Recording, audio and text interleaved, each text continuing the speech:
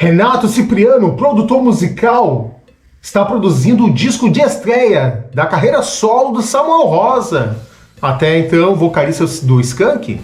Vamos falar tudo isso e muito mais da carreira solo brilhante de um dos grandes produtores musicais de nosso país, aqui no nosso Uma Cerveja. Então, prepara sua cerveja agora mesmo, que o nosso Uma Cerveja irá começar agora mesmo.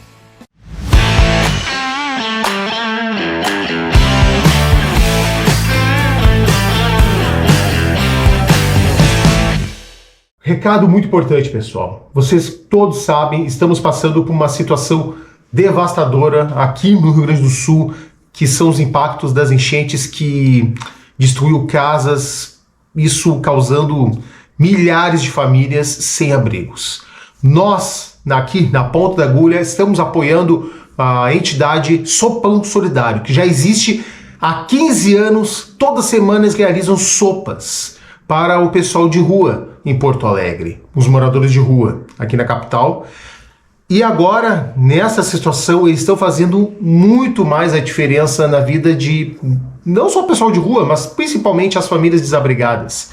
No vídeo, neste papo, vai ficar o Pix para você poder ajudar aquilo que você puder conseguir ajudar. O Sopão Solidário estão fazendo a diferença de milhares de pessoas, e você pode também fazer a diferença dessas pessoas com qualquer valor, a partir de, 50 centavos, R$1, que você possa ajudar no Pix. Aí no vídeo, durante esta conversa, vai estar ali disponível para você fazer a sua doação, beleza? Sopão Solidário, vamos todos juntos ajudar em prol a toda essa gente que estão imensamente precisando de nós. Também não, mas foi um processo bacana, assim, desde o início. Bem legal. Como toda produção musical exige, não adianta, né? Não se faz uma obra em um dia, uma semana, um mês, né? Mas pelo que eu tenho acompanhado, eu acompanho muito o Pedro Pelotas. Aliás, né? Grande parte, Samuel Rosa, mas tenho acompanhado muito o Pedro Pelotas, que é o pianista dele. Foi uma coisa mastigada, né? Foi uma coisa alinhada, né? Mas, assim, tem produções e produções, né? Assim, tem muita gente, às vezes, produz as coisas mais nas pressas e tal, mas no caso de um trabalho desse, né, de um artista, de quem é, né, com Sim. toda essa experiência, né, essa carreira tão longa e tão bem sucedida, né, a pessoa acho que tem, né, vai entendendo todo esse cuidado, né, que tem que ter, né, durante todo o processo, né. E esse trabalho foi um trabalho muito legal com o Samuel, no sentido de eu estar participando desde o início dos ensaios, sabe? Que não é uma coisa muito comum, né? Do produtor estar desde os primeiros ensaios, né? Às vezes a banda já começa e tal, e as coisas vão acontecendo depois, né? Comum o produtor chegar lá no final, só entrar na hora mesmo de gravar as coisas no estúdio e tal. Mas a gente começou nos ensaios, né? Teve muita coisa que nasceu lá, né, no sentido de músicas que foram aparecendo e ele trazendo da noite pro dia, né? Coisas, novidades, assim. Então foi um processo muito bacana, assim, de estar desde o primeiro dia, né? Do primeiro ensaio até hoje, né? Que nem acabou ainda, né? Mas durante o processo agora da mixagem, né? Da acompanhamento da master e, né, e por aí vai. Então, quando você pega a produção desde o início, eu acho que a gente acaba, né, se envolvendo de uma outra forma também, né? Você vai criando um carinho muito grande, né, pelo trabalho, vendo as coisas nascendo, o processo da banda, da contribuição de todo mundo, né, que cada um pôs ali. E isso chega na mix, é interessante que você lembra de tudo isso.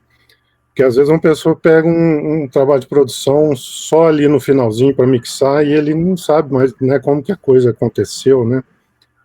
E quando você está acompanhando desde do primeiro dia ali, você vai lembrando das coisas de uma forma muito mais, vamos dizer assim, encaixada, né, na música. Né? As coisas vão chegando no seu lugar de uma forma muito mais natural, né? Isso Isso é bem legal, né? E é uma coisa que já aconteceu comigo várias vezes, né, principalmente com o Skank, que foi uma banda que eu acompanhei muito. Maquinorama, né? Você esteve presente, né? Desde o ano 2000, foi o primeiro trabalho que eu fiz com o Skank, foi em Nossa. 2000, foi o disco Maquinarama. Achei que tu já estava antes, no álbum anterior, que era o Siderado, mas não foi Não, Maquinorama, você não, ingressou. eu comecei em 2000. Na Uhum. época do Siderado, eu estava estudando fora, eu fiz estava estudando engenharia de som e produção nos Estados Unidos. Quando eu voltei, foi justamente na época que eles estavam começando a fazer a pré-produção do Maquinarama. E na época eles tinham um estúdio, era um estúdio da banda, né, de 3 membros da banda. Eles estavam montando esse estúdio, assim, comprando equipamentos novos, e foi um processo assim de equipar o estúdio para aquela produção específica. E então foi um momento interessante que eu peguei ali também desde o início, né, daquelas primeiros momentos, né, de pré-produção, que nada mais é do que um ensaio, né, um grande ensaio de montando as músicas, né, as composições vão chegando, né.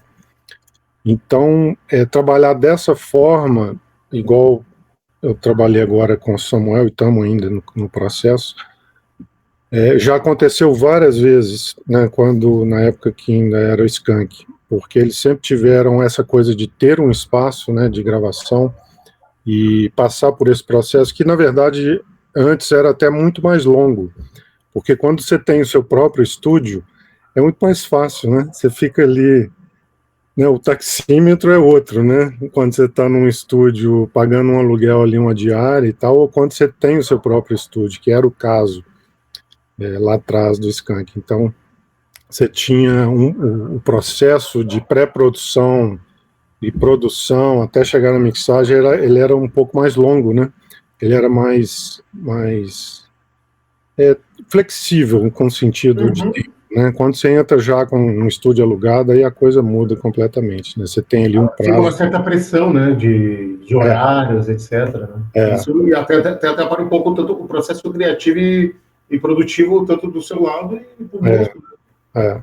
E nesse sentido, nesse caso agora, a coisa do ensaio ele acontecer de uma forma super bem organizada, e se influiu de uma forma muito bacana e ajudou muito, né? Quando a gente entrou no estúdio, a coisa fluiu de uma forma assim, eu te falo que tem muito tempo que eu não vejo uma coisa acontecer fluindo tão bem, assim, né? Com a coisa indo de um jeito bem leve, né? Que é o que a música precisa, né?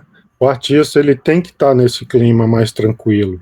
Né? Isso você falou do cara estar com pressão ali de entra no estúdio e tem que sair com a coisa pronta, isso acaba tolhindo muito, né, o trabalho, assim, você perde oportunidades, né, porque às vezes uma música, ela nasce de um jeito, mas ela tem que passar por um processo ali de maturação, Uhum.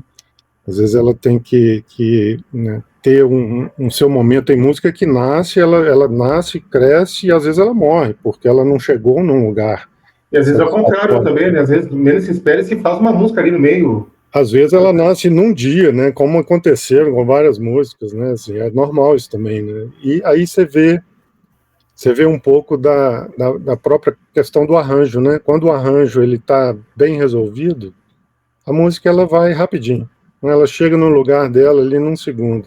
Não quer dizer que é a que vai ficar, né? Que é a que vai valer também, porque às vezes tem questão de estilo também, né? Porque às vezes você começa uma música, ela tá ali num estilo, né, vamos dizer, tá lá num reggae.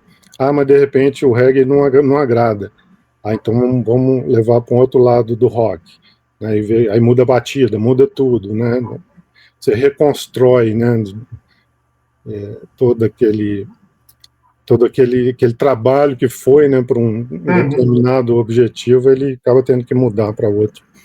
Mas enfim, normal, né? Coisas da música, né, que fazem parte aí E mesmo. é a mágica também, a arte também disso, este doce mistério de começa de uma forma, acaba não concluindo, e do contrário, É, começou de uma forma e distorceu completamente outra, né? Às vezes não tinha que ir para aquele lado mesmo, né? Às vezes nem sempre a gente começa acertando, né? E é legal isso também, né? Porque esses momentos eles te levam a repensar outras coisas também, né? Porque às vezes você faz uma música de um jeito e ela foi para um outro, vai, quem sabe aquela outra que também estava num outro jeito não pode ser experimentada de uma outra forma, né? E Me é lembra uma legal história. a coisa do o processo que é o bacana, né? Assim, eu acho que muita gente se perde nisso, né? Porque Uhum. às vezes você fica com aquela, você entra já com a visão, eu quero ver pronto lá na frente. Pô, mas vamos experimentar aqui, vamos curtir esse momento aqui, né? Porque é a hora mais legal, né? Da criação, né? Mas às vezes tem artistas que eu aceito muito, né? Não sei se já teve essa experiência de ter a ousadia e a atitude. De repente, vamos experimentar alguma coisa diferente. Não, eu quero assim, assado. É, Às é, vezes tem que. Acaba tu respeitar, né? Mas às vezes, eles não aceitam muito isso, às vezes, né? é. Isso acontece, né? Às vezes a pessoa está com uma coisa, com a ideia mais fixa, né? Num caminho ali, que também tem o seu lado bom, né? Porque às vezes, e isso acontece também com músicos que têm muita experiência, né? As pessoas, né, chegam num ponto que já passaram tantas vezes por aquele processo, né, de criação, de maturação, de registro do trabalho, até mesmo de criar versões diferentes, que a pessoa já, né, ela já consegue pular aquela etapa, ela já consegue enxergar mais na frente, né? Isso, e quando você pega um artista, né, com mais experiência, a gente tem que respeitar muito isso, porque às vezes a pessoa está com uma visão muito além daquilo que a gente está conseguindo enxergar, né, naquele momento. Uhum. Do Samuel, pelo que eu percebo, pelo menos no primeiro single que eu ouvi, que toca junto com o Girano Rosa, não sei se essa canção vai no disco, né? Mas não vai se distanciar tanto do Skank, né? Principalmente a partir do Maquinorama, né? O folk está muito marcado, o pop rock muito marcado, o Britpop dos anos 90, como o Oasis, especialmente no Cosmotron, que é um Uhum, clássico do rock, é, especialmente da carreira do Skank, ele é um grande divisor de águas. é. Mas eu vejo que vai manter essa base, mas vai experimentar outras vivências sonoras. O que tu pode não dar spoiler, né, respeitando as estratégias de Uhum. divulgação dele, mas o que pode trazer para nós aí? Acho que em primeira mão, não sei se tu chegou a conversar com outro canal sobre isso, de novidades sonoras aí, o que podemos esperar do primeiro disco solo do Samuel Rosa? Olha, assim, até pela condição de a gente ainda não está no momento do lançamento, né? Que também acho que não vai demorar muito, não, né? Lá, Acho que tá acho que é quase meio lá. do ano, né? Pelo que eu vi ele falando no Instagram, acho que é meio do ano, né? Nós estamos fechando mixagem, né? Então vem a massa pela frente, aí tem aquela coisa toda, divulgação, enfim. Eu nem Saúde, sei, em primeiro lugar. nem sei exatamente. Eu tô com a minha água aqui, se você não importar, a gente brinda. Não, tá ótimo. É sem álcool também, eu tô comportado. Tem uns debochados, o teu programa devia ser uma cerveja sem álcool. Ah, pode ser É, também.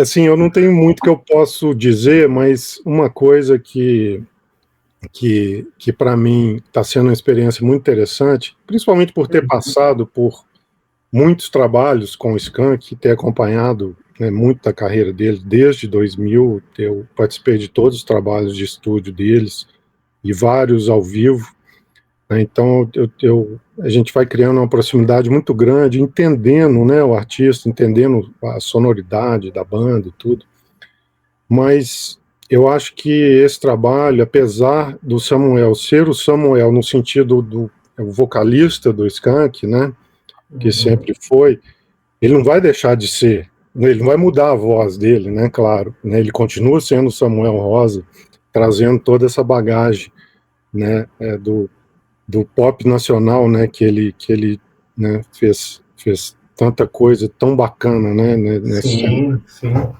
e então, assim, a gente vai sempre reconhecer o Samuel com qualquer coisa que ele falar e qualquer coisa que ele cantar, mas é bem diferente. Eu que participei de todo esse processo e agora vendo ele criar esse novo trabalho com uma banda que é diferente, né?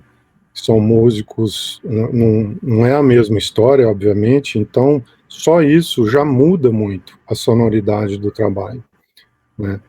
E até certo ponto, a própria voz acaba ela indo para um lado um pouquinho diferente. Então eu sinto isso pela proximidade, você acaba sentindo isso mais. Talvez o público ouvinte, o fã, né, que está acostumado, talvez ele não sinta tanto e talvez nem queira sentir tanta diferença. Porque tem isso também, né? Às vezes a pessoa acostuma muito com aquilo que ela sempre ouviu e quer, né, continuar ouvindo aquilo, mas para mim eu sinto a diferença muito grande. Eu não acho que é um novo Skank, vamos dizer assim, não é isso. Uhum. É o Samuel com o trabalho novo dele que tá muito bacana, tá bem diferente de tudo que eu já vi, e eu acho que a galera vai gostar muito, porque tem novidades, pelo fato de também ser uma banda diferente, outras pessoas, outras vozes, inclusive, de backings acompanhando, isso muda muito, né? E o momento da vida também da pessoa, né? Então, assim, eu acho que tudo isso vai contribuindo, né? É uma cara nova, é uma roupa nova, é um novo caminho, né, que ele está seguindo. Muito bacana. E, bom, para o produtor é um privilégio isso, Renato, de acompanhar desde os ensaios, tipo, desde a fase embrionária das canções, que deve ser sensacional da parte da produção musical. Então, eu me coloco no teu lugar, eu imagino a sensação, o sentimento, né, e uma realização não só profissional como pessoal, né, de pegar desde o princípio das canções até a parte final, né. E pelo que eu acompanhei, foi no estúdio do Skank, que agora que vocês transformaram, ampliaram? Não foi não. A gente começou, foi até uma coisa que eu fiz questão de acompanhar isso que você está falando do início, porque eu acho justamente quando você tem essa oportunidade, que o trabalho foi todo feito aqui em Belo Horizonte, porque a maioria dos membros da banda moram aqui, né? Então eu fiz questão de acompanhar os ensaios desde o início, justamente para poder estar ali próximo, né, e ver a coisa nascendo, né? E nós fizemos, foi um mês, basicamente, num estúdio que chama, de uma ONG, chama Querubins. É um lugar muito bacana, que eles têm um estúdio lá, que foi até eu que fiz o design desse estúdio há vários anos atrás, e é um lugar muito tranquilo, né? Tem um monte de paisagens verdes maravilhosas ali que o Samuel postou no Instagram, muito bacana. Tem todo um verde ali em volta e é um lugar muito... Ele é um pouco isolado, assim, sabe? Então existe uma privacidade muito grande, que é uma coisa fundamental num processo desse, né? Você está ali num lugar que você tem a tranquilidade, você tem horário livre, né? Um estúdio de lockout ali só para você e tal, então fica bem tranquilo esse processo. Então a gente passou um mês ali no estúdio do Querubins e depois nós fomos para o Sonastério, que é um estúdio, eu não sei se você conhece, é um estúdio maravilhoso, ele fica... Eu vi umas imagens ali do Pedro, ali, é o Alexandre Fonseca? Me corrige. Não. O Alexandre, ali, foram dois, porque foram dois estúdios. O Alexandre Fonseca é do estúdio New Doors. O New Doors foi um estúdio que eu estive lá, eu fui lá com o Pedro, e a gente foi gravar teclados e piano, porque é um lugar que ele tem assim... Só agregando, o New Doors que é do estúdio do Skank, isso? Ah, tá, agora que eu entendi por que você falou estúdio Skank. Porque o New Doors, ele era o antigo estúdio do Skank, há muitos anos, e o Alexandre Fonseca, que é o proprietário do New Doors, ele comprou esse estúdio do Skank, com tudo que estava lá, mas ele fez uma reforma enorme. Então era um estúdio que tinha uma sala pequenininha e tal, e de repente ficou uma coisa, ele ocupou a casa inteira, fez várias salas. Bacana. Tem uma sala só de synth, aliás, ele é um colecionador de sintetizadores e de instrumentos, de raridades, assim, fora os equipamentos. Então, assim, é um estúdio maravilhoso, e a gente teve a oportunidade de fazer todas as gravações principais foram feitas no Sonastério, que é esse estúdio que fica nas montanhas, que é um lugar muito especial. Sonastério. E a gente passou uns dias lá no New Doors, eu e Pedro, gravando só teclados e piano. E pela riqueza que tem de instrumentos lá, sabe, de equipamentos diferentes. Então também foi para mim um privilégio, sabe, assim, poder estar acompanhando todo esse processo e tendo essa oportunidade, essa liberdade, inclusive, né, de pô, vamos, você quer teclados diferentes? Vamos para um estúdio aqui que tem especializado em teclados. Eu vi umas fotos aí, o Pedro Pelotas postou, ele ficou louco, né? É muito. Ele estava na Disneylândia, né? Assim, ele foi para um lugar que, vou te falar, qualquer tecladista fica assim horrorizado com a riqueza de recursos. Nossa, sensacional aquilo. O que ele pensava de teclado tinha na mão, e o mais interessante, que é raro de ver em estúdios desse tipo, tudo ligado, funcionando, plugado e pronto. Era só chegar e tocar, né? Essa parte é que é difícil da gente ver também, né?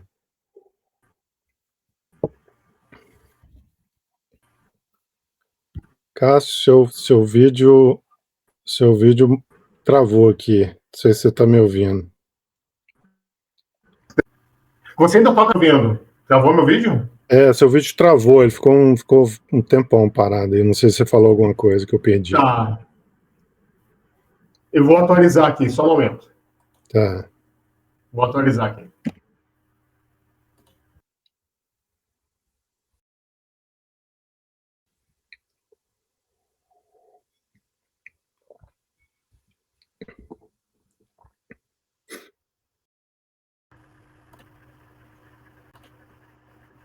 Aí.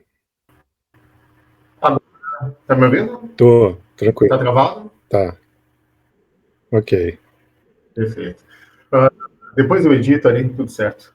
Mas eu estava dizendo ali, você como tecladista também certamente ficou encantadamente perdido. Né? Tem isso também. E eu tive uma história com teclado, assim, que eu tive uma banda de rock progressivo há muitos anos e tal. Isso eu quero falar depois. E voltei a tocar agora, mas, enfim, e sempre que eu vou lá no New Doors, eu fico muito, muito feliz de ver tudo que tem lá disponível, sabe? Assim, a riqueza de coisas, né, tudo disponível. Quando você aluga aquele estúdio, você tem tudo aquilo na mão, né, disponível para usar. E é uma coisa, é um repertório de equipamentos que você não vê. Aí eu arrisco dizer que é um dos estúdios mais bem equipados da América Latina, assim, disparado. Pra ser sincero, eu não conheço algum outro que tenha tanto recurso igual tem ali, nesse sentido, né, de coisas antigas e todas operando, né, funcionando bem, né, inclusive máquinas de fitas, né, de gravação. É um estúdio que você pode gravar analógico, do início ao fim, se quiser. Que Nossa, é isso aí você não vê mesmo, não. Isso aí realmente já tá meio que fora de circulação, né? Essa opção tá mais difícil de ver. Mas enfim, eu fico muito satisfeito quando eu tenho a oportunidade de ir lá e passar por esses momentos lá, e até ouvindo as coisas. Toda vez que eu chego lá tem uma novidade. O Alexandre mostra, vem aqui, eu arrumei um instrumento louco aqui que você não conhece. Caramba, que demais. Não, e a parte analógica, isso tá morrendo, né, Renato? Eu conversei com um produtor aqui de Porto Alegre e eu levantei uma questão da qualidade sonora atualmente dos últimos discos dos grandes artistas. Eu ouvi o novo disco dos Stones e tá um som muito, como é que eu vou te falar e definir a melhor palavra? Muito plastificado, sabe? Pasteurizado, perfeito, pasteurizado. E tá muito digitalizado demais, assim, as últimas coisas. E eu sinto um pouco... Claro, a tecnologia sempre vem agregar, mas às vezes eu sinto um pouco falta, eu como ouvinte, que gosta de música, a coisa mais raiz, natural, sabe? O exemplo, Pedro Pelotas, na época da Cachorro Grande, eles têm um disco que foi gravado 100% analógico, em fita de rolo, sabe? E ali tu sente aquela coisa do chiado, até do vinil. Não sente um pouco falta disso hoje em dia, nas gravações atuais? Eu sinto demais. Eu sinto porque eu passei por isso, né? Assim, quando eu tive uma banda de rock progressivo nos anos... Foi Uhum. 94 e 96 que a gente gravou 2 álbuns. O nosso primeiro álbum foi gravado analógico e em fita. O de 92, 90 o do Dogma de 92, que tem o foi 92, exatamente. Eu falei 94, não, foi 92. 92, A gente tinha uma parte do álbum foi gravada em 92 e 95. não foi ele em todo, não, Uhum. mas teve uma parte gravada em fita. Então, assim, eu acompanhei esse processo. Eu trabalhei em estúdio gravando em fita. Então, você acostuma com aquela sonoridade, você acostuma com aquele recurso, você começa a entender o que aquilo te traz de benefícios, né? E a gente vê que hoje, eu acho que a maior dificuldade dessa questão, principalmente fita, né? Fita é uma coisa um pouco mais complexa, porque você tem que ter uma manutenção em dia, que é muito difícil de conseguir. Hoje, cada dia, você vê menos esse pessoal técnico, né, disponível para alinhar uma máquina, para cuidar daqueles equipamentos, que é o que a gente tem aqui, né, no caso do New DOS, você vê isso acontecendo. Mas a questão do que aquele equipamento te traz de sonoridade é muito forte, sabe assim? E mais ainda na questão do processo produtivo. Porque quando você está gravando analógico, você não tem aquela de, vai fazendo, depois edita, depois... Aí quando você vê, você está com 200 canais ali, você não tem essa opção. Você tem que tomar decisões no início do processo. E mais do que isso, você tem que tocar de uma forma diferente. Então, tudo isso muda o contexto da produção de uma forma bem radical. Assim, eu acho muito difícil a gente ver as novas gerações querer passar por um processo desse por conta até do tempo que se gasta, que é muito diferente. Né? Você trabalhar, experimentar os sons ali, né, com aquela coisa toda. É muito raro você ter essa oportunidade. Né? Hoje, eu acho que o que eu vejo acontecendo é que quem tem esses recursos acaba usando para ele produções próprias, para fazer aquilo da forma, né, mais pura possível, analógica. Agora, quem está ali alugando um estúdio e está com o taxímetro rodando, a última coisa que a pessoa quer é investir um tempo nessas coisas, de ficar pesquisando som ali para ver, né, o que vai ser a melhor opção. Mas enfim, né, aquelas coisas que vão mudando mesmo, né, com o tempo, a tecnologia vai indo para um caminho que tem coisas que não tem muito volta, né? Mas é até legal você ver isso até hoje, essas coisas disponíveis ainda no mercado, né, porque uma hora acaba. Não sei quando, não. Mas... Ainda acha para comprar? Ainda tem para comprar aparelhagens? Você encontra só usado, né? Assim, claro que mesas você ainda tem, né? Coisas novas, mas, por exemplo, a própria máquina, né? A fita, você não encontra mais para encontrar coisa, não é produzido mais uma máquina analógica nova. Então você tem que achar uma usada em boa condição e investir pesado para pôr aquilo para funcionar, né? Mas por falar em fita, eu tô até com uma coisa que nós vamos fazer nesse disco de Samuel, que é passar as músicas na fita. Não por questão de é porque assim, é meio que um processo inverso, né? Eu tô com a mix digital, eu vou para a fita. Para que eu quero fazer isso? É a questão são duas coisas, né, que a gente consegue. Uma é uma compressão de fita, que é uma coisa bem diferente de qualquer outro tipo de compressão que você consegue.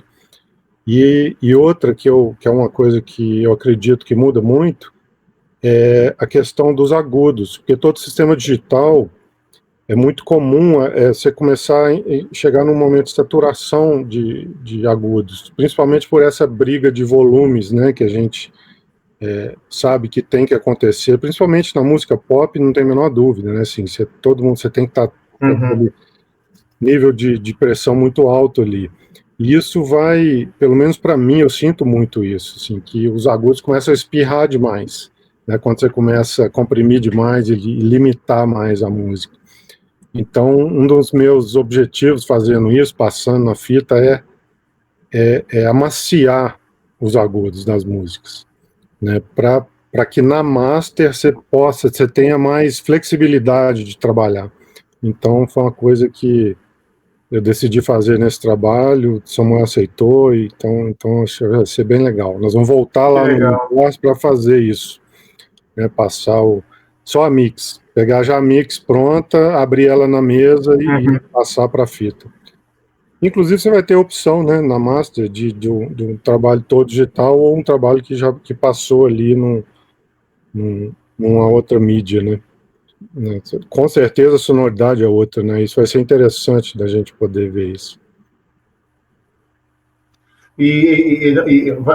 Consegue extrair o melhor da voz do artista tendo esta compressão, né? Tendo esta extração final, digamos, analógica, de dar aquele toque final necessário, né? Às vezes nem tão necessário, mas conseguir extrair o melhor possível da voz dele, né? Especialmente dos tons agudos do cantor, né?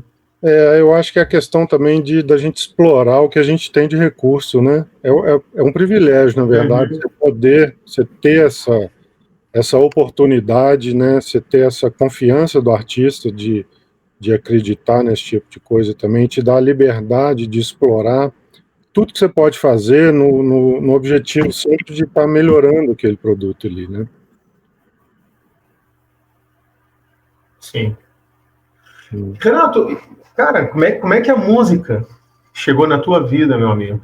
Lembra da primeira canção que tu ouviu na tua vida, te impactou e desde então te fez mergulhar no mundo da produção musical? E também como músico, né? Tu gravou o disco do Dogma, depois quero te fazer umas curiosidades, algumas perguntas aqui. Como é que a música chegou na tua vida? Cara, essa pergunta é interessante. Eu venho de uma família que não tem nenhum músico, assim, ninguém que levou esse tipo de carreira, né? E quando eu tinha, quer ver, eu acho que eu tinha uns 12 anos, se eu não me engano, ou 13, mais ou menos, nessa idade. Um dia meu pai, ele viajava muito e tal, e ele chegou uma vez de Manaus. Manaus era zona franca no Brasil, né? Era um lugar de imposto liberado e tal, não sei o quê. As coisas chegavam em Manaus muito, muito rápido, né? Os eletrônicos que chegavam no Brasil, passavam por Manaus. E um dia meu pai viajou para lá, ele chegou com um teclado em casa, assim, de presente para os filhos, assim, né? Nós somos 4 irmãos e aí ele chegou assim com um teclado. Eu falei, mas como assim, né? Ninguém toca. Que ideia, né, diferente e tal, mas achei super interessante. Eu comecei a explorar o teclado, né, e só depois que eu fui saber que era um teclado, na época, era o teclado. Era o DX7 da Yamaha, quando foi lançado, foi o primeiro teclado digital que chegou no mercado. Então, assim, era uma coisa de louco, assim, ninguém tinha. Que ano que foi isso, Renato? Isso... Olha, eu sou de 71, se eu tinha uns 13 anos, isso foi 84, por aí. Mais ou menos nessa época. Eu não lembro exatamente, mas foi na época, mais ou menos nesse ano. E aí o que aconteceu? Aquele negócio diferente, né? Uns sons malucos, assim, uma coisa muito bacana, uma tecnologia, coisa programável e tal. E aí depois você passa por esse processo, você começa a olhar para trás, você começa a entender, né, quem é você, né, por que você começou a tocar aquilo naquela época. Eu tinha muita curiosidade, assim, de sons e de entender os sons e criar sons. Eu comecei a programar o teclado, assim, sem ter a menor ideia de programação, não sabia nada, mas eu editava as coisas, eu começava a mexer com os botões, ele começava a fazer sons diferentes. E ao mesmo Aquele tempo, mistério da criança, mexendo, descobrindo. Era uma coisa totalmente experimental, assim, e tal. E ao mesmo tempo, eu tinha um gosto muito grande por música, era uma época que eu já começava a comprar vinil para escutar e tal. E eu comecei e eu tinha um sistema de som que ele tinha um mixerzinho, que ele permitia eu escutar um vinil e tocar o teclado junto. E foi assim que eu comecei a tocar, assim, eu colocava disco e eu tive um privilégio também de, na época, gostar de umas coisas que não eram muito comuns, que assim, pelo menos de muitas pessoas não entendiam muito aquilo, que era o rock progressivo. O rock progressivo na época era Genesis, Yes, né, e por aí vai, Pink Floyd e tal. Então eu pegava esses discos e acompanhava os discos e procurava editar os sons para fazer um som mais parecido possível daquele disco para tocar junto. Então, sem saber o que eu estava fazendo, eu aprendi a programar teclado e aprendi a tocar de ouvido. E numa época que não tinha muita informação disso, né? Não como poder tocar melhor, aprender, não tinha muito acesso, né? Não, o máximo que tinha era um professor de piano, que inclusive eu passei por esse momento, assim, minha mãe viu que né, eu tinha interesse e tal, arrumou um professor de piano. Aí, cara, eu tive 2 aulas com o professor de piano, que ele queria me ensinar a ler partitura. E ele tocava a música e punha eu para ler, só que eu ouvia o que ele tocava e tocava de ouvido. E ele estava achando que eu estava lendo. Olha aí, rapaz. Aí eu, assim, não durei 2, 3 É um diferencial e tanto, né? Não durei 3 aulas, né, de piano, aí depois foi só de ouvido e tal, aí foi tendo bandas, tocando na noite, até que chegou um momento que eu encontrei um pessoal que me chamou para tocar teclado numa banda de rock progressivo que estava nascendo, que chamava Dogman. E aí eu entrei nessa banda, éramos 4, teclado, guitarra, baixo, bateria. Gravamos 2 álbuns na época, CDs, né, na época. E o Dogma foi uma banda interessante, foi revelação na França, no Japão, na época o pessoal de progressivo, o nosso produtor, Roberto Grande, que inclusive trabalha no New Doors hoje, é um grande amigo, ele era o produtor da banda e ele tinha esses contatos de rock progressivo no mundo inteiro. Na época não existia internet, então assim, as coisas aconteciam de a pessoa mandar no correio para um outro país e ver o que acontecia, é uma loucura. Era um negócio, né, completamente diferente. Eu vejo um monte de banda nova reclamando de hoje. Não sei quem que não lê meu Instagram. Pelo amor de Deus. Cara, vai trabalhar nos anos 90, como é que era fazer music business. Era doideira. Nossa, homem. A gente ficava aguardando o lançamento de um vinil, né? Lembra disso, assim? Era uma coisa absurda, assim, Nossa. Muito louco. Eu sou uma geração um pouco mais nova, digamos assim, mas eu peguei a época dos anos 90 e já era outra acessibilidade. Você pegou a época do CD, né? Estourando, né? Época de CD, estourando. Mas aí nos anos 90 não tinha muito single, como é hoje em dia, né? Então, tocava música nova de rádio e daqui a pouco já lançava o CD. Então, para tu ter acesso àquilo, somente comprando o CD mesmo. Hoje em dia não, tem Spotify em minutos ali, a galera vai ouvindo. É muito volátil, né?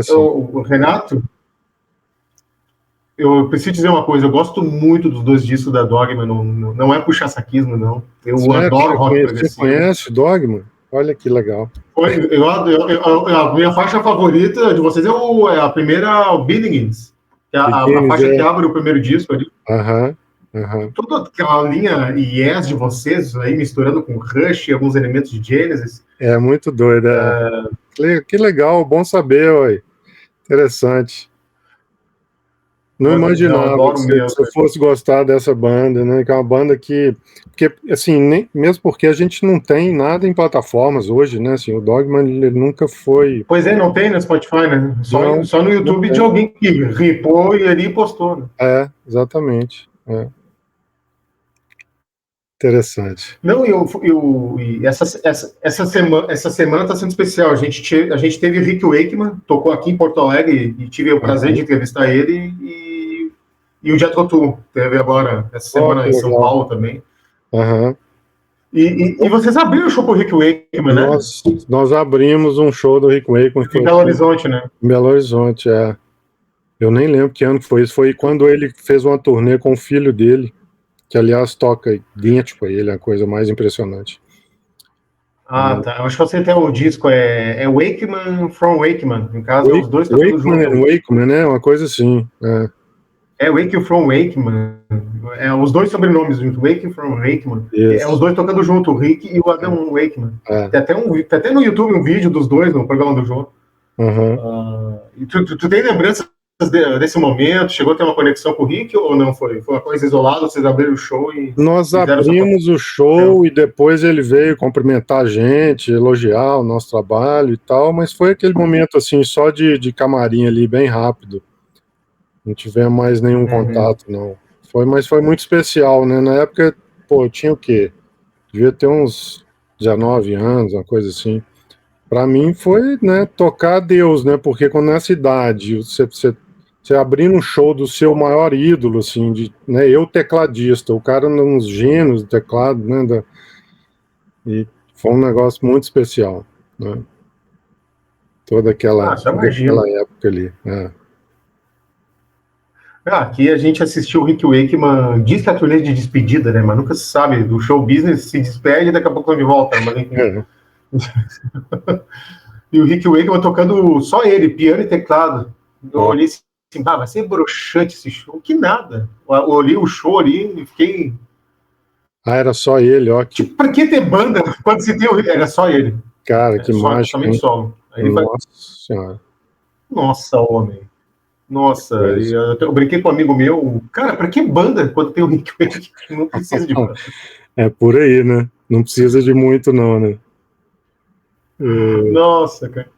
Não, e até eu me lembro do Dogma tem uma participação do Marcos Viana, que é um música que eu adoro, que ele teve É. muita participação com o saudoso André Matos na época do Xamã, Uhum. galera mais nova, curte rock, metal melódico, sinfônico, né? O Marcos Viana tocando lindamente violino e também tem a participação dele também, né? E foi uma geração ótima ali que começou a surgir muita banda rock progressiva ali, teve um frenesi brasileiro nos anos 90 ali, né? Vocês pegaram um pouco desse momento Foi. fonográfico, digamos assim, né? Teve. Tiveram algumas bandas. Tinha uma banda de Lavras, Tizares, né? Que eu até fiquei amigo deles depois. Mas tiveram várias, né? Assim, o Marquinho, ele foi um cara que fez muita coisa legal, né? Com o Sagrado Coração da Terra. Eu sempre amei, eu ia em todos os shows dele aqui. E ele tocar na nossa banda foi uma honra também, assim, porque ele era muito amigo do Fernando, guitarrista. Eles eram mais ou menos da mesma época, né? Já tinham tocado juntos e tal. Então, quando o Fernando convidou ele, eu fiquei super feliz. Falei, que isso, Marquinhos vai tocar no nosso disco? Pô, que isso. Poxa, cara.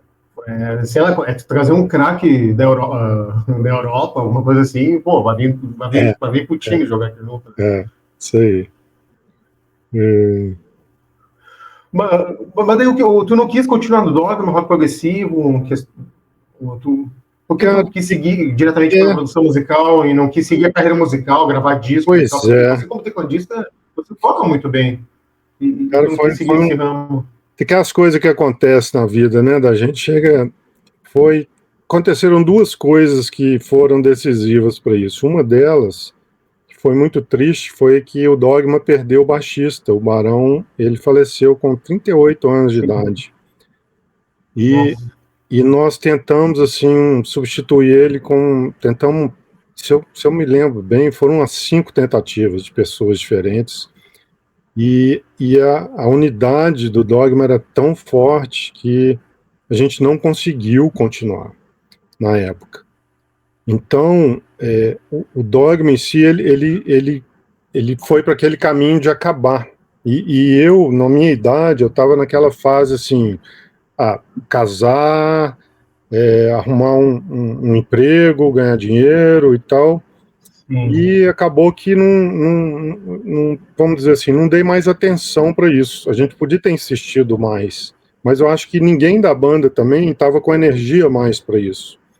Então a banda foi para um estágio de hibernação que acabou voltando vários anos depois. O Fernando, ele reativou a banda nessa época aí que eu não tinha nem condição nenhuma de voltar a tocar mesmo, que eu já estava noutra. Eu fui no meu início de carreira, eu formei engenharia e comecei a trabalhar numa empresa de engenharia e tal, e depois com essa coisa de estar sempre muito ligado à música, eu fui estudar fora, né? Fui estudar nos Estados Unidos, e lá eu conheci um designer de estúdios, acabei me relacionando com ele e fui para essa linha, fui um caminho, fiz uma carreira na acústica, projetando estúdios, né?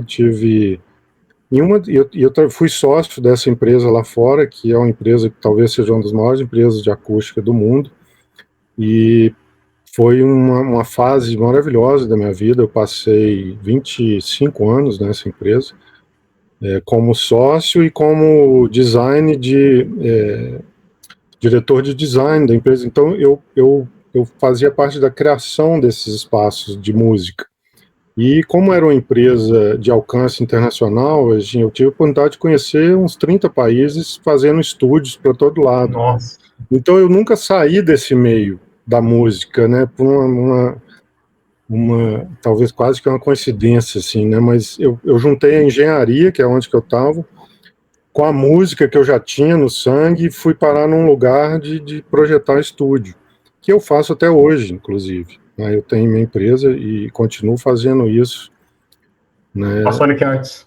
A Sonic Arts, né, que é a minha empresa de projetos. E a coisa da música, ela passou a ser...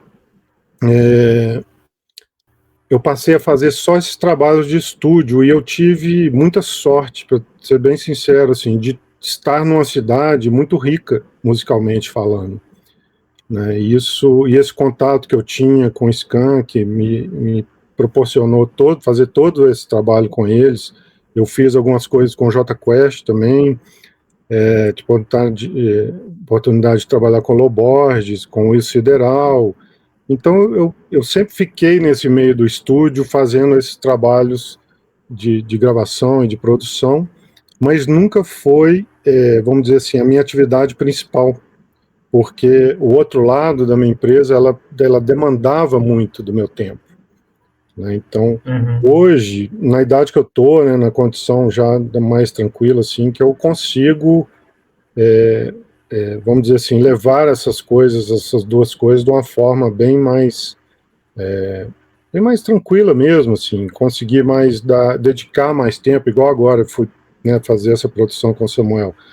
Eu consigo me desconectar da empresa de uma forma que eu já tenho uma estrutura andando mais tranquilo, então eu consigo ficar ali dedicando realmente, né? Porque também se envolver com música e não conseguir dedicar, não adianta, né? Sim. Mas foi isso, eu fiquei 25 anos hibernando na minha própria música, né? E eu voltei, por coincidência, foi na época que eu estava me desligando dessa empresa americana, que eu fui sócio muitos anos. Eu comecei a estudar terapia do som. Foi bem no início da pandemia, eu tive a oportunidade de fazer um curso de terapia do som e comecei a estudar bastante essa área, sabe? E que me trouxe um conhecimento fabuloso, assim, que eu não tinha ideia desse universo. E eu hoje, com esse lado meu de produção, tendo passado pela terapia do som, e continuo, né, nessa área também, eu tenho estudado bastante, eu faço algumas práticas também em grupo, né, com outras pessoas. Não sei se você está vendo aqui atrás, mas tudo aqui é instrumento de terapia do som ali, ó. Olha que legal. Longos, tigelas e por aí vai, tem muita coisa. Tem muita percussão, né? Tem também, tem muita coisa percussiva, tem uns instrumentos indianos, enfim. É um outro universo, sabe assim, é um outro planeta, completamente diferente. Mas que para mim está sendo muito legal, porque isso me trouxe de volta para a música, para a composição. E eu estou até lançando em breve, eu estou lançando o meu primeiro álbum, assim, nessa minha volta, né, à composição, que é uma coisa que eu sempre gostei de fazer, né? Compor para mim sempre foi um negócio muito... Tu é mais você considera mais compositor ou letrista? Não, eu faço mais composição de músicas instrumentais mesmo, eu não faço letra, não. Apesar que eu fiz uma letra de uma música que eu vou estar lançando agora. Mas, na verdade, eu fiz duas, agora que eu estou lembrando. Na época do Dogma, eu tinha feito uma também. Mas eu gosto muito dessa onda instrumental, e essa coisa da terapia do som me permitiu explorar um universo bem interessante, que é juntar essa coisa do sintetizador com instrumentos analógicos de terapia. E eu tenho usado isso de uma forma bem, vamos dizer assim, fora do contexto terapêutico, sabe? Que é o que a maioria das pessoas usam, esses instrumentos. Então eu estou inserindo eles numa música um pouco mais eletrônica, assim. E com muitas vocalizações também, tem uma cantora fabulosa que está fazendo esse trabalho comigo, e vou estar lançando em breve, nas próximas semanas. Qual o nome dela? Gabi Cipriani. Ela, inclusive, ela é família também. Ela é filha de uma prima minha. Que legal. Tudo em família junto. Ela já cantou muito com o Marquinhos Viana também e tudo. E uma cantora fabulosa, assim. Ela faz muitas vocalizações em cima desse trabalho instrumental. É uma música bem diferente do que você está acostumado a ouvir, sabe? Uma coisa meio... Seria um rock eletrônico experimental. Você faz ousadias sonoras. É uma ousadia, é quase que uma trilha de filme, sim, sabe? Uma coisa um pouco nesse lugar. Meio etéreo, relaxante, meditativo, né? Uma coisa bem nessa pegada. Vai estar saindo em breve. Até fazer uma brincadeira, seria um Kraftwerk fazendo um disco experimental, né? Por aí. Uma base eletrônica. Pô, que bacana disso.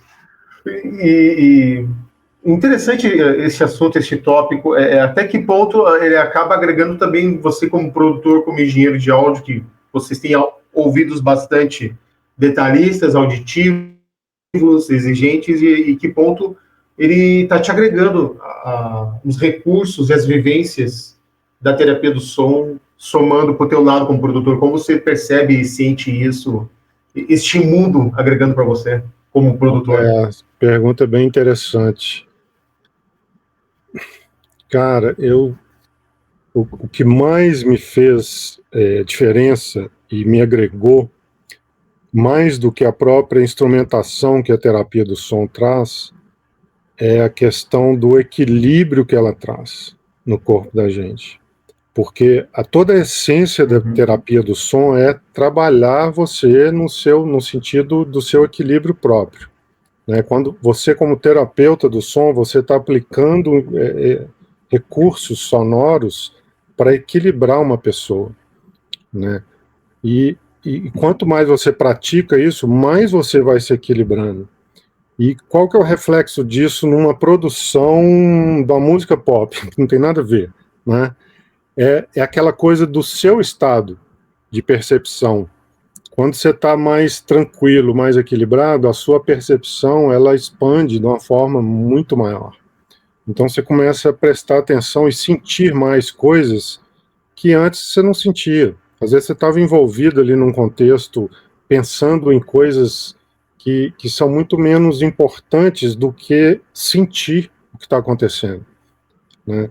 Que a música é isso, né? A música é uma coisa que passa emoções, né? Então, quando você está mais aberto e sentindo o ambiente, você tem condição de contribuir de uma forma muito maior, né? Você começa a perceber nuances que antes você não dava muita atenção para isso. Então, acho que tudo que eu vivi, estou vivendo na terapia do som tem trazido esse equilíbrio que acaba ajudando em tudo. Eu estou falando de produção, mas na verdade acaba trazendo benefícios em tudo na nossa vida, né? Cara, que bacana isso. Acaba te dando não é bem a palavra restauração, o teu equilíbrio musical e emocional que acaba positivamente refletindo no teu método de trabalho no dia a dia, né? E a questão também de você estar numa posição de produtor num trabalho, eu acho que é muito importante a gente conseguir passar um pouco de tranquilidade para os músicos, né? E de segurança, né?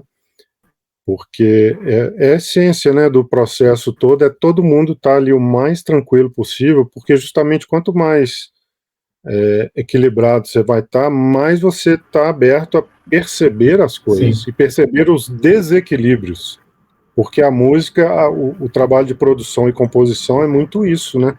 É você organizando as ideias, harmonizando as coisas, né? E é buscando o equilíbrio daquela criação, né? Para chegar num lugar que ela está ali agradando, né? Com todos os elementos que estão acontecendo ali dentro, né? Até interessante isso, nesses pontos que está mencionando, das tuas vivências que está sentindo com a agregação da terapia, né? Pro lado do produtor, como é que tu lida o aspecto emocional da música durante o processo de produção? Por exemplo, Samuel Rosa tá vindo na minha cabeça agora, assim, um cara incrivelmente criador de ótimas baladas. Não sei se vai ter um disco do Samuel Rosa novo, Tem, mas com certeza. é um cara muito harmonioso, melodioso, né? Um cara que prioriza muito isso, né? Os aspectos emocionais dessas novas composições, Samuel Rosa, né? Um exemplo agora como produtor, ligando o que você absorveu para você com a terapia. Como é que você lida com o aspecto emocional da música durante o processo de produção? A música em si, é aquele negócio, quando ela nasce na cabeça do artista, parece que ela já tem um caminho a seguir, né? É uma coisa. É bem interessante isso, né? Tem muita gente que fala isso de uma forma, vamos dizer assim, usar um termo, não sei se é o melhor termo, não, né? Mas assim, se a gente pensar na coisa mais espiritual de como nasce uma música, ela meio que ela já vem ali para seguir um caminho dela, né? E eu acredito muito nisso, sabe? Quando a pessoa ela traz isso, um artista igual um Samuel Rosa, que traz da noite pro dia, chega com a música praticamente pronta, você vai assim, mas peraí, como assim? Ontem não tinha nada, hoje tem uma música que não só é uma música, mas é um hit. Né? Como é que isso aconteceu da noite pro dia, né? Então tem todo um contexto ali que a gente desconhece, né? Que faz esse processo criativo ser tão interessante, né? Mas eu acho que ele, no caso, já é uma pessoa que traz muito essa emoção quando ele cria. E ele tem um jeito próprio de perceber as inconsistências. Quando, por exemplo, está com a banda no ensaio, criando as músicas e lançando as ideias. Então, ele está tocando um violão e cantando, e de repente alguém faz uma frase ali do lado, ele, não é isso, não é isso, não, é aquele outro caminho que você fez, aquele negócio que você fez ali atrás, um pouco diferente, né? É por ali, aí quando você vê ele está orquestrando, né, aquela coisa toda, porque ele já tem essa sensibilidade. Eu acho que quando nasceu a música, pelo menos a minha percepção, quando ela já nasceu, parece que ela já vai pedindo essas outras coisas que estão ali na cabeça do artista. Então, você olha para ele, você vê que ele está com um sentimento assim, às vezes a pessoa fica um pouco travada assim, porque o que está em volta não está fechando, né, do jeito que às vezes ele está achando que ia. Então, acho que tem muito isso do artista já nascer já trazer a música sabendo onde que ela tem que chegar, que eu acho que aí vem essa coisa da experiência também, né, de um artista com a carreira, né, tão bacana, né, brilhante, de já entender a coisa quando ele está nascendo, aonde que ela tem que chegar, pelo menos aonde que ela tem os próximos passos para ver onde que ela pode chegar, né. Então, acho que essa coisa da emoção que ele traz, e na tocada também, né, assim, quando a pessoa traz uma música, assim, que já está quase que pronta na cabeça dele, a forma de tocar, ela já expressa muita coisa, né, a pegada na mão ali no violão ou na guitarra, né, ela já vai passando essa energia para todo mundo que está ali em volta, né, e quando está todo mundo alinhado, né, no raciocínio ali, a coisa flui muito bem, né. A coisa da percepção, né, que eu estava falando, de estar todo mundo atento, aberto ali a sentir o que está rolando, né? Porque eu acho que as grandes músicas, os grandes hits, que quando eu falo hit, coisas que tocam as pessoas, né? acho que elas têm muito isso, né? Elas carregam a energia própria, né? O problema é quando a gente entra no meio, né, com o ego grande e fica querendo modificar tudo e atrapalhar o caminho da coisa que já nasceu para. Não é um. Né? Não é tipo o Phil Spector, né? Chega no estúdio, aqui, ó, vai ser assim, ó, pega um revólver, dá um tiro no teto e o pessoal, como assim? Pô, o produtor quer ser maior que o artista, né? Exatamente. Tem que ser no meu controle e tudo. E isso para mim, isso é uma coisa que eu pratico muito, sabe? De observar mais, de perceber mais e filtrar mais, porque a gente pensa, ideia todo mundo tem o tempo todo. Na hora que você põe 5 músicos dentro de um estúdio, você tem 500 ideias. Existem infinitas maneiras de fazer a mesma música, tanto que existem várias versões de músicas, né? Então, eu acho que a gente tem que tomar muito cuidado com isso, né? O Samuel é uma pessoa que fala muito isso também. Gente, o fato disso aqui ser legal não quer dizer que é o que a música precisa, né? Nem todas as ideias, elas podem ser boas ideias, mas de repente não é uma boa ideia para esse momento, né? Sim. Aí cabe ao produtor a sensibilidade. Cara, já tá alinhado. Vamos agregar alguma coisa que possa extrair melhor e dar o toque final, né? Isso aí. Eu me lembro do Paul McCartney, agora vem uma história na cabeça e tem muito a ver o que você está colocando aqui. Ele nasceu com a canção Let It Be ali pronta e uma mensagem que a mãe dele falava. Deixa estar, Let It Be, tá tudo bem, vai ficar tudo bem. Ficou que na cabeça já veio pronta, né, cara? Veio ali o George Martin ali, algum toque de tecladinho ali, acabou. Eu tive uma conversa uma vez com um produtor. Eu conheci um produtor que ele é um cara fabuloso, assim. O nome dele é Paul Epworth. Eu participei no design do estúdio dele, que chama Church Studios, em Londres. Um dos maiores estúdios de Londres. E ele é um grande produtor. Ele produziu muita coisa da Adele, ele produziu Paul McCartney, ele fez algumas coisas de Coldplay.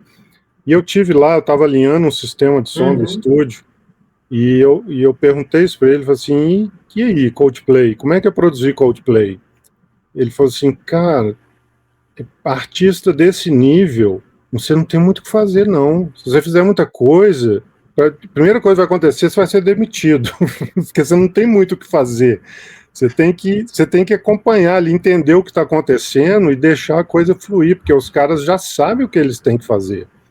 Né, você vai dar um toquezinho ali ou outro na hora certa e não tenta, né, não põe o pé não, que dá tudo errado, né? É por aí, né? O respeito à hierarquia, né? Conforme a situação, cada artista, tipo, que é muito aberto, cara, fica à vontade, vou tocar essas canções na tua mão. Olha, eu tenho uma ideia assim, pode extrair completamente diferente, e tem outros que, não, é isso e ponto, né? É diferente de você entrar num estúdio com uma banda que não tem experiência nenhuma e que eles estão ali esperando que você faça tudo, né? Apesar que você saber que você não vai fazer tudo, né? Mas pelo menos, né? Você está ali naquela missão, né? De ensinar eles a fazerem as coisas, né? Que não é o caso quando você trabalha com um artista experiente, né? Sim, já sabe aonde quer ir e para onde deve ir. Meu amigo, já foi 1 hora já. Eu vou ao tempo. O ruim do papo bom passa rápido, né? Ai, que bom. Mas algumas curiosidades até para o pessoal de casa. Eu já vi outras conversas suas mais técnicas dentro do universo, a tua paixão, que é a engenharia de áudio, criação de estúdios, que a tua empresa Sonic Arts faz e realiza. Eu estava pensando e refletindo, eu estava ouvindo, agora estava na onda do Rick Wakeman, o show do Rick Wakeman, ouvindo os discos do Yes, a galera dos anos 60, Beatles, Stones, Sgt. Peppers, Revolver, né, Stick Fingers, e com o avanço tecnológico dos estúdios dos anos 70 e para cá, onde estamos aqui inseridos.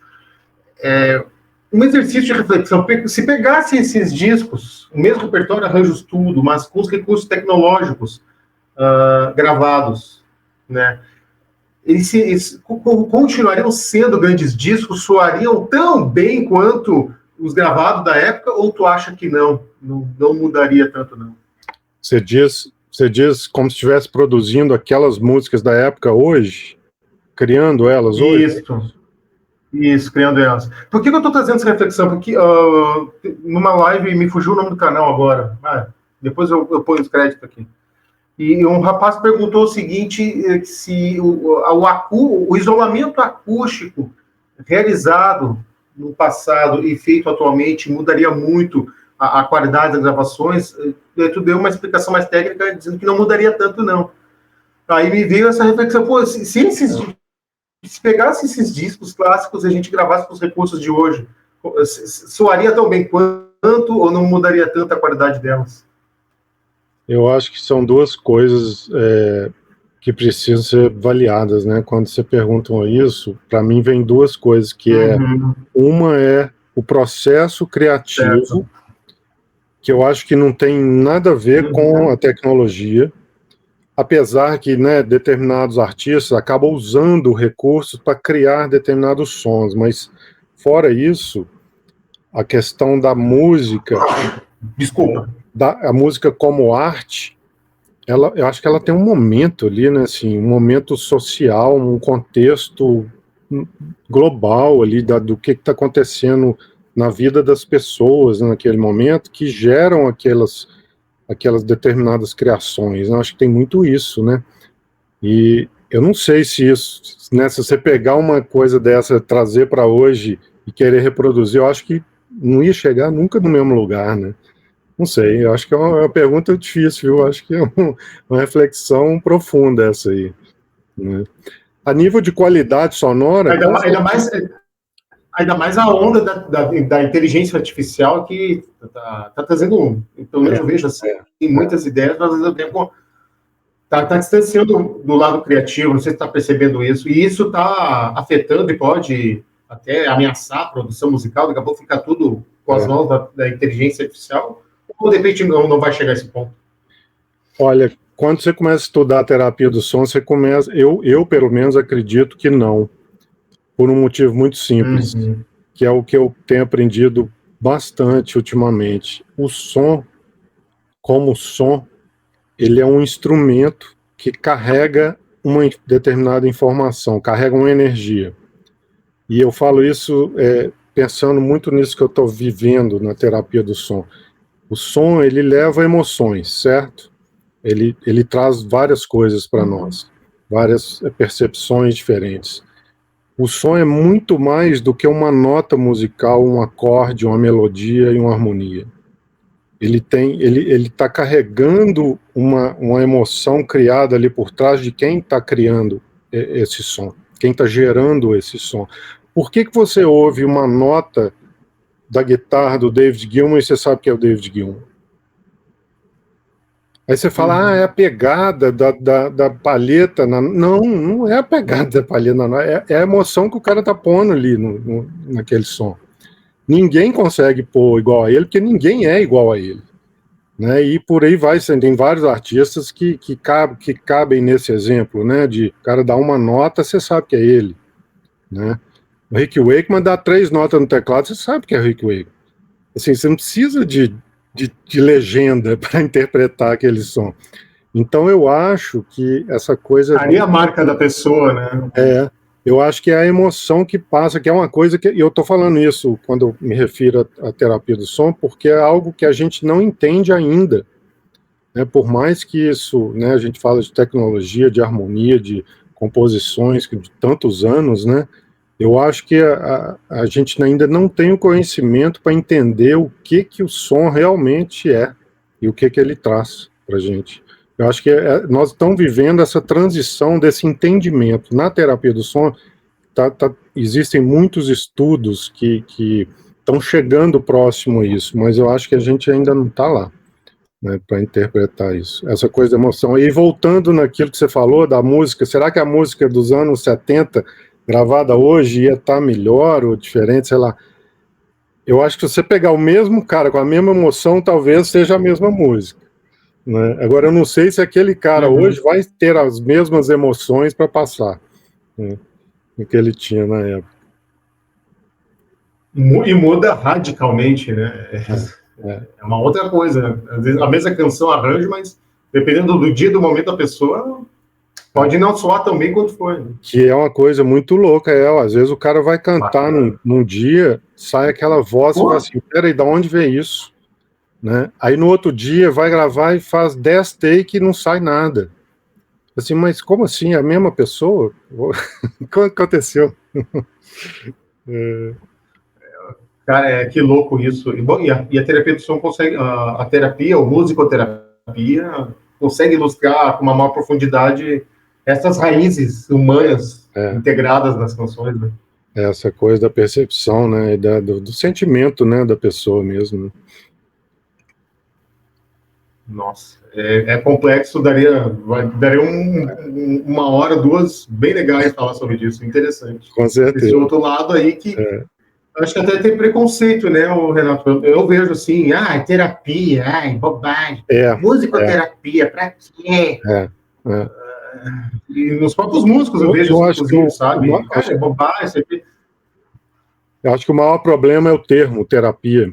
Ele é um termo que traz preconceito, porque quando se fala em terapia, quer dizer, eu tenho um problema, então preciso de terapia. Não, mas espera aí, quem falou que você tem um problema? Assim, não é isso. Às vezes é para melhorar, expandir a pessoa, inclusive. É uma coisa boa, não quer dizer que você tem uma coisa ruim, né? Quer dizer que você pode melhorar e expandir, exatamente o que você falou.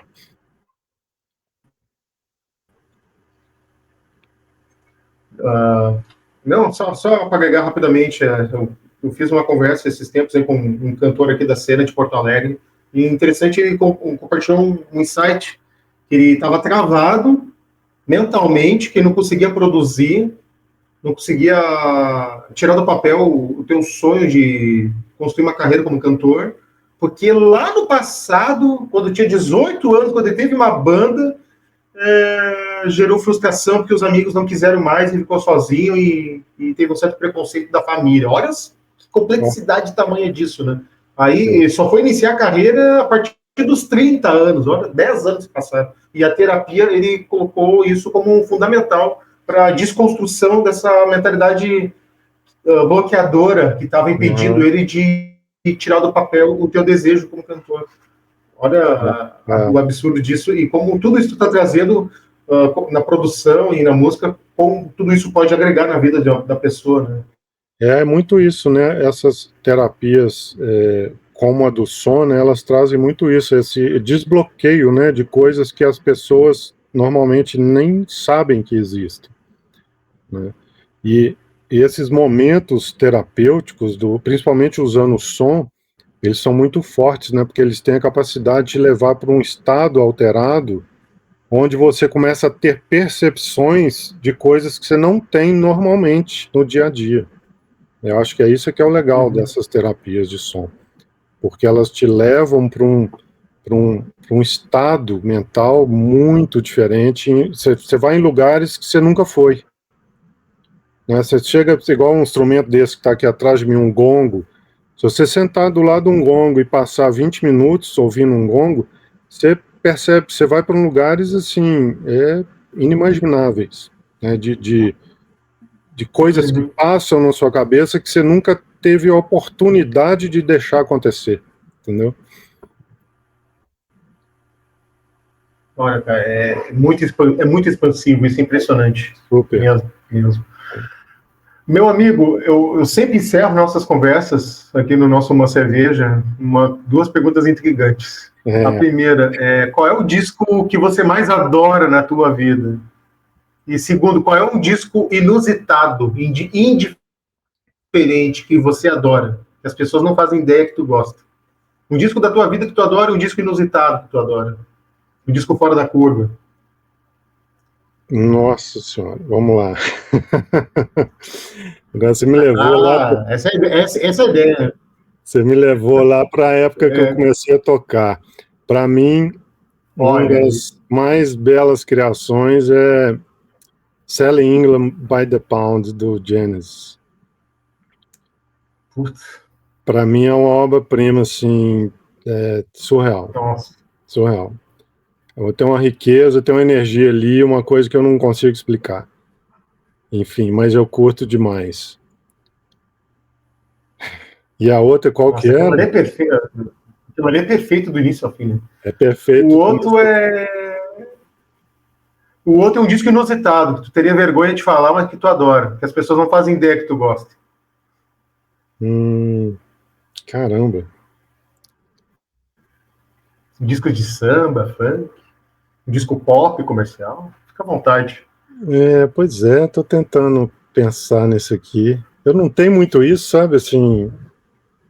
Às vezes eu tenho, não tô lembrando, mas deixa eu pensar melhor. Claro. Caramba. Não, eu vou falar um aqui. O Regis Tadeu falou que adorava Aguinaldo Timóteo. Falei, não, sabe o que eu adorava? E eu ainda adoro, assim, eu escuto de vez em quando, inusitadamente, eu escuto Blitz. Olha. Eu achava... Do início da carreira? Eu achava super divertido, eu curtia, assim, eu sentia muito bem escutando as músicas, eu gostava da produção, e depois que eu fui saber, né, Liminha envolvido, assim, não era à toa que soava bem e tal, mas eu tinha um gosto legal por essa banda, né, e no início, né, que eu acho que os 2 primeiros discos, depois não tive muita relação não, mas de vez em quando, né, quando você escuta uma coisa antiga, você fala assim, pô, esse negócio é muito legal, curti demais, acho que tem muito a ver com os momentos da vida, né, que a gente passa. Sim. Aquela coisa meio nostálgica, memória afetiva. Nossa, e Blitz era gigante nessa época, né? Esse disco foi impressionante, né? O alcance que esses caras tiveram. Eu acho que era muito... Era novidade demais, né? Eles eram ousados, né, para a época, né? Hoje, né, não tem nada disso, mas assim, para mim era uma ousadia total o que eles faziam, as coisas faladas, né, no meio da música, assim, numa música pop. Ninguém fazia isso. Ninguém fazia isso. E o show performático, teatral e colorido. Eles tinham ousadia também, pegavam parte do cachê e reinvestiam no próprio palco, que também quase ninguém fazia isso, cara. Eles modularam, acredito, né, no show business nos anos 80. E era alegre, né? Era uma coisa muito alegre, muito pra cima, assim. Muito, muito. Aquela sinergia de todos ali é incrível. Renato, meu amigo, cara, eu adorei o papo porque não fiz vinheta, rolou naturalmente, fluiu. Que é o melhor de tudo, que eu mais gosto do convidado. Deixa fluir. Ué. Naturalmente, sem roteiro. Acho que tanto que no convite eu te fiz, fugindo dos estereótipos da entrevista. É um propósito isso, que deixar fluir um programa de bate-papo musical mesmo. Eu tava vindo para cá, minha esposa perguntou, mas você vai fazer uma live de quê? Eu falei assim, não sei não, vou ver lá o que vai ser, tá tudo certo. É o que for, é isso mesmo. Até foi melhor que encomenda, foi melhor que live, inclusive, aqui. Renato, um prazer imenso te conhecer. Espero, quando for Minas Gerais, conhecer o seu estúdio. Se estiver na área, vai ser um prazer te receber aqui. Pô, da mesma forma digo eu, quando estiver, você e tua esposa, perdidos aqui em Porto Alegre, aí, olha, está convidado a conhecer os estúdios aqui de Porto Alegre, tem muita coisa bacana aqui também. Bom, tu esteve esse tempo em Santa Maria dando uma palestra também, né? Eu tive lá uns anos atrás, na faculdade de acústica. Bacana. Pô, legal demais. Em breve tem um discão novo aí do Samuel. Espero que você curta. Depois você dá a notícia. Aguardo ansioso aí, certamente. E eu estou levando fé aí. Por tudo que eu estou acompanhando o trabalho de vocês aí, vai ser bacana mesmo. Beleza. Bom demais. Renato, muito obrigado. E vocês que estão aí de casa, sigam o Instagram do Renato Cipriano, Por favor, deixe teus créditos, Renato, por gentileza, aí pra galera conhecer o teu trabalho. O meu Instagram é Sonic Arts, né? Sonic Arts é a minha empresa de projetos acústicos e agora eu tô começando a pôr lá os meus trabalhos de música. Então, em breve, vai ter coisa diferente lá acontecendo também. Que é esse meu novo trabalho que leva um nome parecido, que é Sonic Matter, que Sonic Matter, para mim, é a materialização do som, né, sob a forma de música. Vai estar nascendo aqui em breve. Bacana. Bom, tem tudo, bom, é bem na tua vibe, né? Tudo a ver com o teu dia a dia, com o teu trabalho. É isso aí. Tu vai colocar no Spotify o teu disco em breve, isso? Vou, em breve. Eu tô só aguardando uma conversa com a distribuidora aí e logo vai estar saindo. Bacana. Vai sair CD e vinil ou não? Por enquanto não? Não, por enquanto não. Vai ser só online mesmo. Bacana. Olha eu tarado por disco, eu já tô de olho. Isso aí. Obrigado, meu querido. Obrigado mesmo. E vocês de casa? Adorei o convite para participar. Valeu demais. Obrigadão. Poxa, obrigado. Fico feliz. E vocês de casa? Pô, olha que papo maravilhoso. Peço a vocês, humildemente, inscrevam-se no nosso canal, ativem o sininho para não perder nenhuma novidade e os próximos Uma Cerveja, os próximos convidados. Maravilha? Forte abraço a vocês e até mais. Tchau. Valeu.